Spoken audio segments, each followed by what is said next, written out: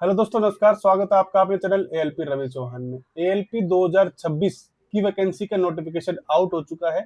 Form को भरने की बिल्कुल भी जल्दी करनी नहीं है। कैसे फॉर्म भरना है, क्या क्या चीजों का ध्यान रखना है, क्या चीजें नई है, क्या चेंज आया है अब की बार एएलपी 2026 की वैकेंसी में 2024 और 2025 को डिफरेंस को देखते हुए सारी चीजों की मैं बात करूंगा। नोटिफिकेशन और पूरी वीडियो को जरूर देखना फॉर्म को भरने से पहले। चलिए डायरेक्टली चलते हैं अपने नोटिफिकेशन के ऊपर। सबसे पहले हम बात करते हैं कि इसमें किस किस डेट तक आप फॉर्म अप्लाई कर पाएंगे। को अप्लाई करने की जो पहली डेट है वो है 15/5/2026, मतलब कल से आप फॉर्म को भर सकते हो। क्लोजिंग डेट 14/6/2026 की रात 12 बजे तक आप फॉर्म को भर सकते हो।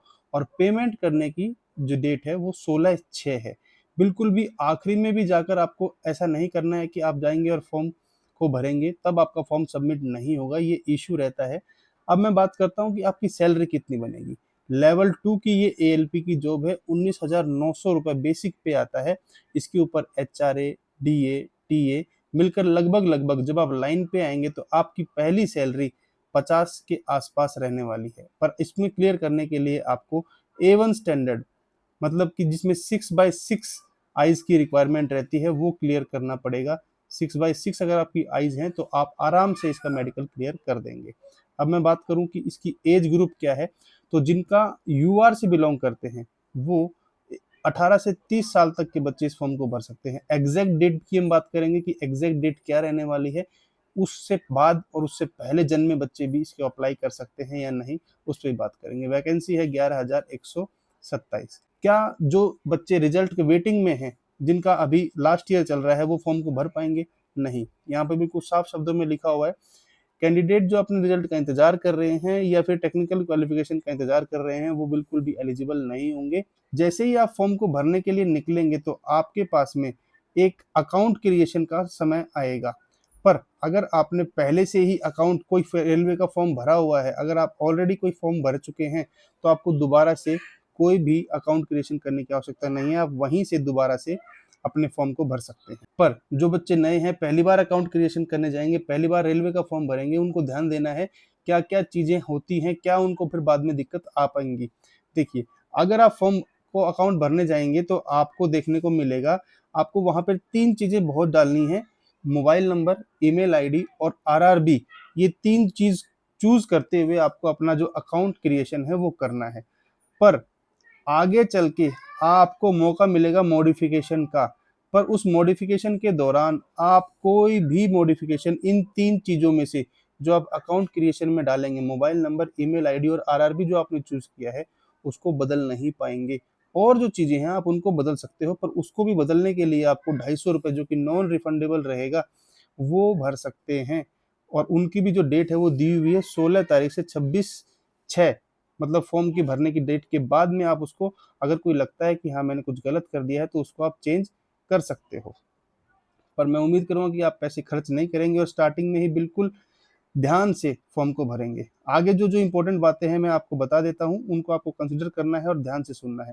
जिन बच्चों को लगता था कि मेडिकल स्टैंडर्ड क्या है, तो A1 जिनका मेडिकल स्टैंडर्ड है वो चेक कर लीजिए। जिनकी आंखें 6/6 हैं, नियर साइटेडनेस और फार साइटेडनेस, मतलब दूरदृष्टिता और पास वाली भी 6/6 होनी चाहिए।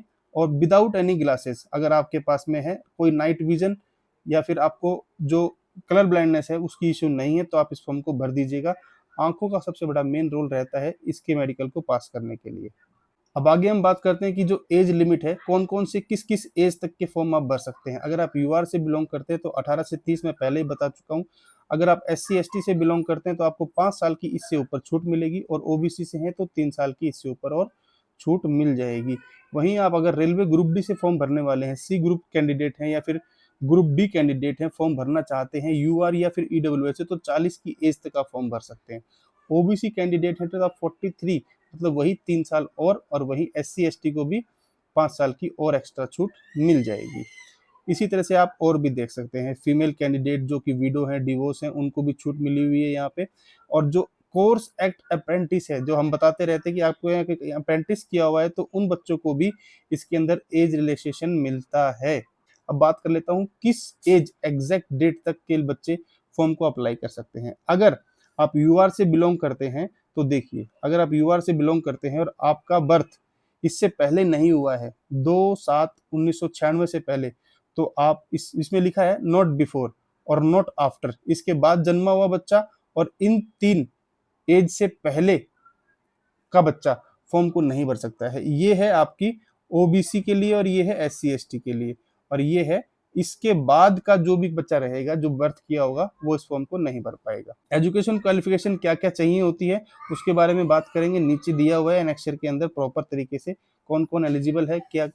अब आपको फॉर्म को भरते समय 500 रुपए लगेंगे और जब आप सीबीटी 1 देकर वापिस आ जाएंगे ऑन अपियरिंग फर्स्ट सीबीटी 1 आपके 400 रुपए रिफंड हो जाएंगे। वहीं अगर आप एससी एसटी कैंडिडेट हैं, एक्स सर्विसमैन है, फीमेल है, ट्रांसजेंडर है या ईबीसी कैंडिडेट हैं तो आपको 250 रुपए फॉर्म के भरने पड़ेंगे और ये 250 के 250 आपके रिफंड हो जाएंगे सीबीटी के एग्जाम देने के बाद में। अगर आप सीबीटी देने नहीं जाते हैं तो आपका 1 भी रुपया रिफंड नहीं होगा।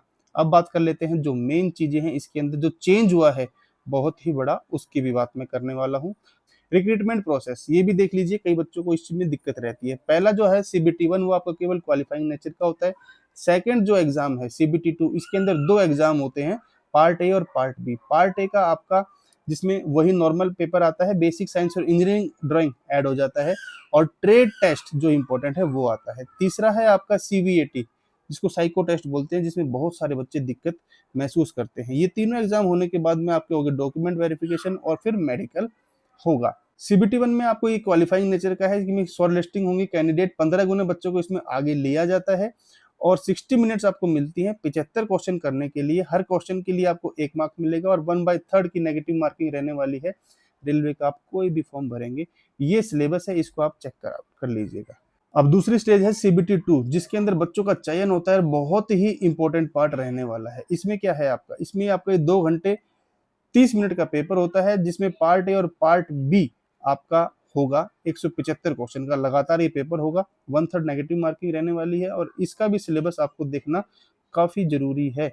इस सिलेबस को आप देख लीजिएगा। 35% पार्ट बी में लाना जरूरी है। अगर आपका पार्ट बी क्लियर नहीं होता है तो पार्ट ए के मार्क्स जो मेरिट में जुड़ेंगे वो उसके लिए आप एलिजिबल नहीं होंगे। ये सारी चीजें मैं ब्रीफली बताता रहूंगा पर अभी आपको थोड़ा सा इसको देखने की आवश्यकता जरूर है।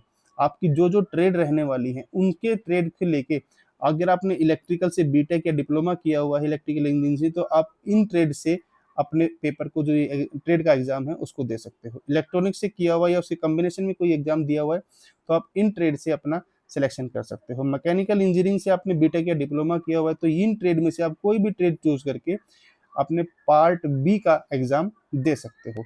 वहीं अगर आपने ऑटोमोबाइल इंजीनियरिंग से किया हुआ है तो आप किसी भी इन ट्रेड से मिलकर अपना कोई भी एक सीबीटी 2 का एग्जाम पार्ट बी में दे सकते हो। सबसे इंपॉर्टेंट है सीबीएटी। अब की बार 2026 की इस वैकेंसी में मेन चेंज क्या आया है, अब की बार ये चेंज आया है कि अब की बार सीबीटी 2 के पार्ट ए का 50% जुड़ेगा और साइको में जो आप एग्जाम देंगे उसका, जिसको सीबीएटी बोलते हैं, उसका भी 50% ही जुड़कर मेरिट बनेगी। पहले क्या होता था, पहले होता था कि 70% मार्क्स आपके जुड़ते थे सीबीटी 2 के और 30% मार्क्स आपके साइको के जुड़ते थे, तब जाके मेरिट बनती थी। और अब की बार ये जो खेला हो गया है, यहाँ से आपका जो सीबीएटी है ये बहुत ही इम्पोर्टेंस रखने लग गया है, तो आपको वहां पर भी ध्यान देना पड़ेगा। पर बच्चे सोचेंगे कि मैं उसकी तैयारी अभी से कर लूं, तो बिल्कुल उसकी तैयारी अभी से करने की कोई भी जरूरत नहीं है, ना ही उसका आपको कोई फायदा मिलने वाला है।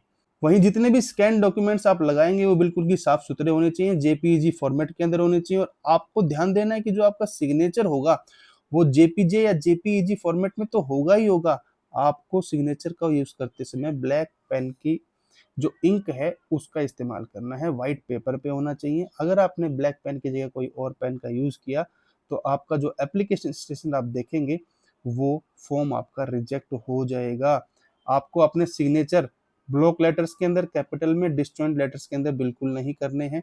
आपका signature 10 DPI, JPG, JPG format इस फाइल साइज के अंदर मिनिमम 140 पिक्सल विड्थ और 60 पिक्सल हाइट के अनुसार होना चाहिए। ये सभी चीजों की आप स्क्रीनशॉट ले लीजिए, इसके अकॉर्डिंग ही कीजिएगा, अदरवाइज आपका फॉर्म रिजेक्ट हो जाएगा। अब इसमें यहाँ पे बताया भी है, ये 7-8 कारण है कि फॉर्म रिजेक्ट क्यों होता है, इनको सबको आपको देखना बहुत जरूरी है। वहीं SC ST कैंडिडेट और EWS कैंडिडेट और OBC कैंडिडेट ध्यान दीजिए, जो भी आप फॉर्म भरते समय अपना जो कास्ट सर्टिफिकेट लगाने वाले हैं, ईडब्ल्यूएस और ओबीसी कैंडिडेट जरूर ध्यान दीजिएगा कि 1 अप्रैल 2026 के बाद बना हुआ ही कास्ट सर्टिफिकेट आप अपलोड कीजिएगा, अदरवाइज आपको उसमें कंसिडर नहीं किया जाएगा, क्योंकि रेलवे ने बहुत पहले ही बता दिया है कि आपको उसके अकॉर्डिंग ही आगे बढ़ना है और वही मान्य होगा। तो इसमें सेंट्रल लेवल का ही फॉर्मेट आपको तैयार करना है और उसी को बनवाना है। ध्यान दीजिएगा, ये कुछ चीज़ें हैं, इंपॉर्टेंट है आपको, इसीलिए मैंने कहा कि फॉर्म को भरते समय बिल्कुल भी जल्दी नहीं करनी है। पहले ये चीज़ें तैयार कर लीजिए, अपने सभी डॉक्यूमेंट्स को स्कैन करवा के रख लीजिए, फिर ये फॉर्म भरिएगा। छोटी-छोटी गलतियाँ हैं, आप मत कीजिएगा। उस पे एक प्रॉपर वीडियो बनाऊँगा कि क्या गलती फॉर्म को भरते समय बच्चे करते हैं या साइबर कैफ़े वाला करता है, उनसे आपको बचना है, ताकि सबसे पहला स्टेप आपका फॉर्म एक्सेप्ट होना चाहिए एप्लीकेशन स्टेटस के अंदर, तभी आप एग्जाम दे पाओगे, आगे बढ़ पाओगे, सिलेक्शन हो पाएगा। अब असिस्टेंट लोको पायलट के पद के लिए कौन सुटेबल नहीं होते हैं? जो फिजिकली हैंडीकैप्ड बच्चे होते हैं उनके लिए यहाँ पर वैकेंसी नहीं होती है। कौन कौन सी क्वालिफिकेशन रिक्वायर्ड होती हैं एक एएलपी के एग्जाम और एलिजिबिलिटी के लिए? मैट्रिकुलेशन, आईटीआई, एनसीवीटी या एससीवीटी। बहुत बच्चों का डाउट होता है कि एनसीवीटी हो या एससीवीटी, किसी से भी हो। Fitter, electrician, instrumentation, mechanic, millwright, MMV, radio and TV, electronic mechanic, इन सब से आपका है तो चल जाएगा। कुछ वेल्डर वाली जो ट्रेड्स हैं, कोपा वाली ट्रेड हैं, उनमें इसकी एलिजिबिलिटी नहीं है। अगर आपने अप्रेंटिस किया हुआ है इन सभी ऊपर वाली ट्रेड से, तो भी आप एलिजिबल हैं, चिंता करने की जरूरत नहीं है। आपको छूट एक्स्ट्रा और मिलेगी एज के अंदर। अगर आपने डिप्लोमा किया हुआ है तो भी आप एलिजिबल हैं, आपको चिंता करने की आवश्यकता नहीं है। ये जो है mechanical, electrical, electronics, automobile engineering और इनके कॉम्बिनेशन से आपने किया हुआ है तो आप इसके लिए एलिजिबल है। वहीं आपने डिग्री की हुई है और इन सभी ऊपर वाली ट्रेड से की हुई है तो भी आप एलिजिबल हैं, इनके कॉम्बिनेशन से किया है तो भी आप एलिजिबल हैं, वो सभी इस फॉर्म को भर सकते हैं। तो ये मोस्टली चीजें थी। और जोन का सिलेक्शन बिल्कुल बहुत इंपॉर्टेंट रहता है, कई जगह इसका असर देखा गया है। तो जोन के लिए मैं एक प्रॉपर अलग से वीडियो बनाऊंगा, तो चैनल को सब्सक्राइब और लाइक वीडियो को जरूर करके रखें, ताकि आपको बेल बटन दबा के रखें, ताकि आपको जो वीडियो है वो सबसे पहले मिले। और जोन का कौन सा सिलेक्शन करना है, कहाँ से करना है, ये हम बातें अगली वीडियो में करेंगे। वीडियो लंबी बिल्कुल नहीं करेंगे। आप भी अपने मन में सोच के रखें कि मुझे कहाँ से भरना है। मैं मोस्टली प्रेफर करूंगा कि अगर आपकी जो होम जोन है वहां पर ठीक ठाक सी वैकेंसी है तो आप अपने होम जोन से ही भरिएगा। उम्मीद करूंगा वीडियो अच्छी लगी होगी। कोई डाउट आपकी रहेगी तो कमेंट कीजिएगा, कोशिश करेंगे उसको कंप्लीट करने की। जय हिंद, जय भारत।